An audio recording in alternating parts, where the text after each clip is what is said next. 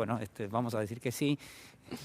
Luciana Pecker, ¿cómo te va? Buenas noches. Hola, Julián, ¿cómo estás? Bueno, Buenas noches. acá, ahí estamos. Estamos a una distancia prudencial, sí, ¿no? Bueno, qué gusto tenerte. Qué gusto, Julián. Me gusta mucho tu programa porque permite la posibilidad de pensar Sí. en otro mundo más allá de darnos contra las narices con esta realidad. Te agradezco mucho y nada, para mí es un placer tenerte y escucharte en cada cosa. Voy a tomar algo, como si fuera el hilo de Ariadna, voy a tirar, y de algo que decía Federico Delgado recién, ¿no? Decía, bueno, la verdad que esto ha desnudado que en el mundo había una especie de, yo digo, de encuadre que cada sociedad tenía, sociedad capitalista, donde había desigualdad. Pero en el mundo también, digamos, ¿no? En esa anarquía que es el sistema internacional de países, están los más poderosos y los que no lo son tanto. Y hoy, bueno, digamos, yo no sé si llamarlo necropolítica, pero digo, por ejemplo, las vacunas son un emergente de eso también. Sí, Julián, sin lugar a dudas, yo creo que podemos decir todos los días qué leemos en la letra chica del diario, donde estamos embarrados, pero podemos ver los titulares. Y la semana pasada, Sara Alviani, que es asesora en salud de la organización Oxfam, nos decía que hay un apartheid en las vacunas hoy en día. En los países ricos se vacuna una persona por segundo. Hoy en Estados Unidos veíamos que regalan entradas para ir a ver un equipo, regalan vacunas para ir a ver un equipo de básquet. Nos podemos reír de eso, Lo pero leemos en los diarios directamente. Digo, hay que viajar a Miami y te vacunan y vos decís, bueno, pero la verdad... eso es gracioso, eso está bien. Bueno, para mí es obsceno cuando hay países de África en los que no han aplicado ni una sola vacuna, o estamos viendo lo que pasa en India o en Brasil. O sea, si antes existía desigualdad, esa desigualdad hoy explotó entre la vida y la muerte. El año pasado, Oxfam junto a líderes mundiales pedían que las vacunas no es que, ni siquiera es que no tengan patentes, que por supuesto suscribo esa demanda, sino que fueran de acceso universal y gratuito, que fueran financiados por los países centrales. Le hice una entrevista a Susana Malcorra, la ex canciller del gobierno de Cambiemos. ¿Qué quiero decir? Que hay mucha gente en la oposición que no es Patricia Bullrich, que sí creo que hoy la podemos encuadrar en lo que llamamos necropolítica, pero hay mucha otra gente con la que se puede dialogar, con la que se puede conversar, y que proponía un modelo inclusivo en donde no te mueras por ser pobre y por vivir en un país pobre. Entonces, hoy esta desigualdad entre países centrales y países periféricos ha vuelto de una manera desencajada que hay que discutir. Es el nudo de lo que tenemos que discutir, más allá de resolver lo cotidiano. Cuando arrancó la pandemia me acuerdo que había mucha ilusión y mucha tristeza al mismo tiempo, ¿no? Fue como muy fuerte lo que pasaba, porque por un lado tratábamos de entender, bueno, a ver cómo iba a ser nuestra existencia a partir de ese momento, pero además empezó como una especie de revolución para tratar de establecer si lo que venía era un rediseño del mundo, por lo menos de las sociedades. Y todos pensábamos, bueno, va a venir una especie de juicio final de la ética y en todo caso van a ser más igualitarias las sociedades. La verdad es que no pasó, me estás poniendo caras y bueno, no va a pasar. Pasó la fase 1, la fase optimista, la fase pan, la fase, digamos, la fase vamos a salir mejores. Es verdad que no estamos en un escenario optimista, pero yo sí creo que hay que reapostar por volver a pensar la igualdad y cuestionar al mercado.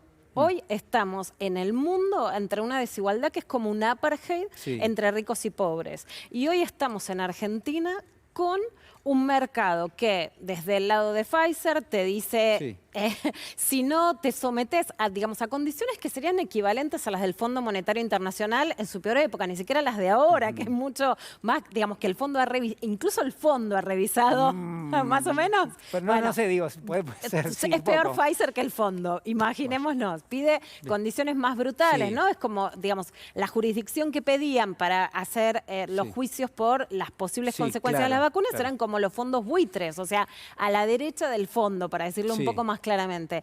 Y AstraZeneca, que produce en la Argentina, pero no nos llegan las vacunas porque faltan tapitas, tapones o, digamos, argumentos que no son sólidos.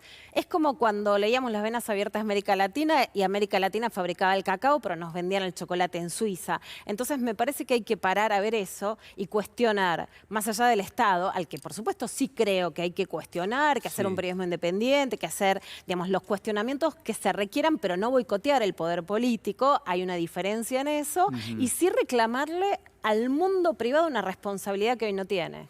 Hay otras cosas que también surgían a lo largo del programa. Algo que vos señalabas recién y que a mí me parece muy notable es, por ejemplo, en el caso de la oposición política, cómo hay una especie de programa que se desentiende de lo que verdaderamente pasa. Y voy a poner un ejemplo. Se usa mucho el odio. Y el odio es producto de que, bueno, de un rechazo de que en este momento somos todos mucho más vulnerables que de costumbre. Y entonces aparece Bolsonaro sin barbijo y Brasil tiene cientos de miles de muertos. Y uno se pregunta, bueno, pero ¿por qué? ¿No hay una lectura de lo que está pasando en el mundo? Bueno, ¿cómo estás siguiendo el tema de Brasil, que sé que lo seguís muy de cerca? Sí, Julián, el tema de Brasil, que además Brasil es el país limítrofe, el que está al lado, no tengo ninguna duda que parte de la explosión sanitaria en la Argentina tiene que ver con la variante, la cepa, que la llamamos técnicamente variante de Manaus, que además está la de Río de Janeiro, que es el Amazonas que explota en el primer Bolsonaro que deja primero incendiar el Amazonas para defender a los productores de ganado, que deja solo y sin oxígeno. O sea, estamos hablando de golpe de un mundo que no puede respirar y que Bolsonaro dice, yo no me tengo por qué ocupar de Manaos. Por supuesto que me parece que esa política en donde ya tienen esa cantidad bestial de muertos es lo que además la antropóloga brasileña Débora Diniz dice y ha dicho en entrevistas que le hice y que están publicadas en Infobae, que es una necropolítica. Necropolítica es disciplinar a través de la muerte. En América Latina lo conocemos a través de las dictaduras, las desapariciones y el terrorismo de Estado. Fue una forma de imponer políticas económicas no solamente a la población con la que se ensañaban, sino a la población que desaparecía. Vos fíjate como ahora la falta de luto, de muerte, de conocer quiénes son, hay una especie de neblina. Ahora, eligen a quién van a matar, matan a propósito, todos son iguales, no. En el caso de Bolsonaro yo creo que la historia lo va a juzgar como alguien responsable de esas muertes. No quiso ni siquiera, digamos, vetó un decreto que obligaba a los negocios a poner un cartel para que la gente use tapabocas. Entonces, sí creo que lo de Bolsonaro es una necropolítica. En la Argentina no creo que haya que meter a todos en la misma bolsa.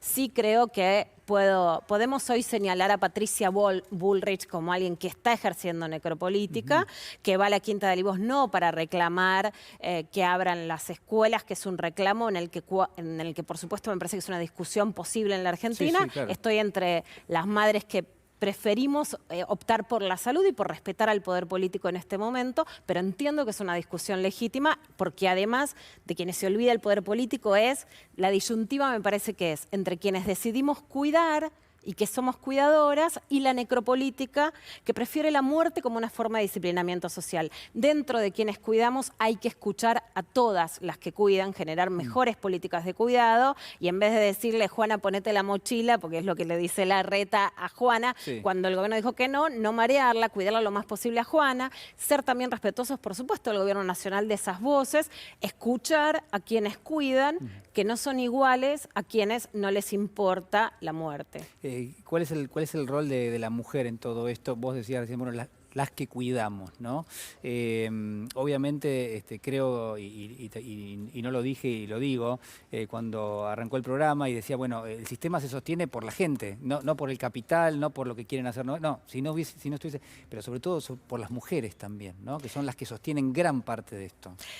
Son las que sostienen gran parte de esto, las que se cargaron, por ejemplo, en esa mochila, porque el tema es ese, ¿quién se pone la mochila? Bueno, las que se cargaron el 75% de las tareas escolares haciendo su propio trabajo vía Zoom son las mujeres. Hubo licencias especiales, nuevas leyes, no, se está estudiando, creo que es uno de los deberes para el 2021, una ley pública de cuidados como tiene Uruguay, como ha tenido Costa Rica, que pueda sostener a esas mujeres que son las que sostienen y que están reclamando. Por supuesto, la de los comedores escolares. Recordemos a Ramona Medina, Débora Diniz en Brasil hizo un reliquia room para nombrar a las muertas. La única argentina en este relicario es Ramona Medina, que daba de comer en la Villa 31. Bueno, hoy pedían vacunas y estoy de acuerdo con ese pedido, que le den vacunas a quienes dan de comer en los comedores escolares. Vos hablabas hoy de enfermeros. Bueno, la mayoría de los enfermeros son enfermeras, son las trabajadoras de la salud. La mayoría de las trabajadoras de la salud, más de 400.000 trabajadores formales, son mujeres en la Argentina. No quiere decir que solo los que cuidan sean mujeres. Sí, tradicionalmente las que cuidamos somos mujeres. Cambiar o morir es el título del libro de Noam Chomsky ante el Sí. colapso ambiental. Yo creo que hoy es querer o morir, cuidar o morir. Y que si bien el mundo, digamos, no nos Sí. permite mucho optimismo, el optimismo hay que ponerlo en la revalorización del cuidado. Estás dando charlas.